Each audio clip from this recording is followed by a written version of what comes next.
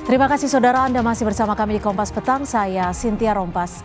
Selebritas Dedi Mahendra Desta tidak hadir dalam sidang perdana kasus dugaan tindak asusila yang melibatkan Ketua Komisi Pemilihan Umum Hashim Asyari yang digelar di Dewan Kehormatan Penyelenggara Pemilu atau DKPP.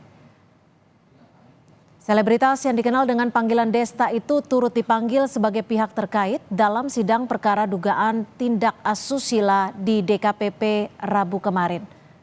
Menurut Ketua DKPP, pemimpin redaksi salah satu stasiun televisi berinisiatif untuk mengambil alih kehadiran Desta.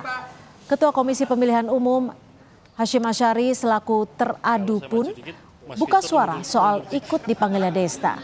Hashim bilang dipanggilnya Desta dalam perkara ini untuk memberikan keterangan atas ucapan ulang tahun. Meskipun Hashim enggan menjelaskan lebih lanjut. Kasus ini saudara diadukan ke DKPP buntut video salam ucapan untuk anggota PPLN yang diduga dirayu Hashim. Video itu diambil saat jeda sebuah acara talk show televisi berkaitan pemilu 2024. Pekerja entertainment yang kemudian ikut dipanggil menjadi pihak terkait, yaitu yang kira-kira tuduhannya bahwa ada ucapan selamat ulang tahun kepada kepada pengadu yang itu kemudian dituduhkan bahwa seolah-olah yang mengkreasi saya dan itu dilakukan dalam forum resmi. Nah, situasi benar atau tidak kan saya bantah di dalam persidangan. Apa alasan saya untuk membantah? Saya kira tidak perlu saya sampaikan di sini karena sekali lagi saya ingin mengatakan itu semua dalam persidangan tertutup. Kalau saya sampaikan di sini kan saya mengingkari komitmen saya. Soal pemanggilan Desta, Ketua DKPP Hedi Lugito mengonfirmasi melalui pesan singkat kepada Kompas TV. Kami panggil karena greeting kepada pengadu di acara tersebut, ujar Ketua Dewan Kehormatan Penyelenggara Pemilu.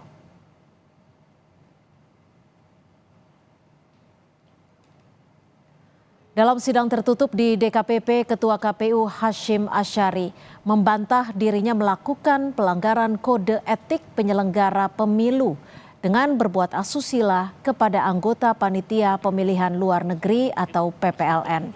Hashim mengklaim seluruh muatan dalam pokok aduan tidak sesuai dengan fakta yang ada. Hashim pun mengaku kecewa dengan langkah pihak pengadu yang telah membocorkan pokok aduan kepada media sebelum sidang dimulai. Dirinya berniat mengambil langkah hukum atas kejadian ini.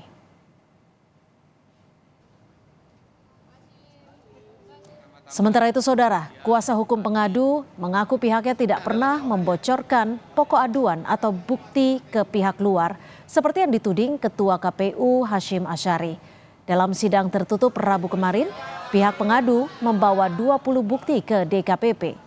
Hashim dilaporkan ke DKPP oleh Lembaga Konsultasi Bantuan Hukum dan Pilihan Penyelesaian Sengketa Fakultas UI.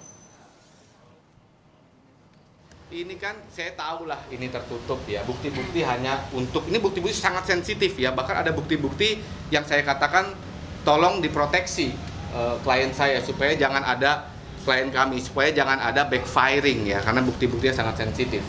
Saya nggak pernah membocorkan, kami nggak pernah membocorkan apapun selain argumentasi. Kuasa hukum pengadu dari LKBH UI menyebut dalam sidang tertutup DKPP muncul fakta krusial. Kuasa hukum mengapresiasi keseriusan DKPP tangani perkara itu. Dengan kasus dugaan asusila, kuasa hukum pengadu meminta DKPP memberhentikan Hashim Asyari sebagai ketua dan anggota KPU RI. Namun mengingat dalam proses persidangan kemarin muncul ya fakta-fakta yang sangat krusial dan mengagetkan DKPP yang tidak bisa saya sebutkan di sini, Majelis DKPP kemudian menilai perlunya dilakukan pemeriksaan lanjutan di sidang berikutnya. Untuk itu kami sungguh apresiasi keseriusan dari DKPP dalam menangani perkara ini. Dan juga tentu bukan hal yang mudah ya buat klien kami untuk sampai pada situasi ini, sampai ke persidangan ini. Kami harap setelah sidang putusan yang ini akan dibuat nanti lebih berpihak kepada korban, dan juga kami memohon kepada DKPP untuk memberhentikan teradu baik sebagai ketua maupun sebagai anggota.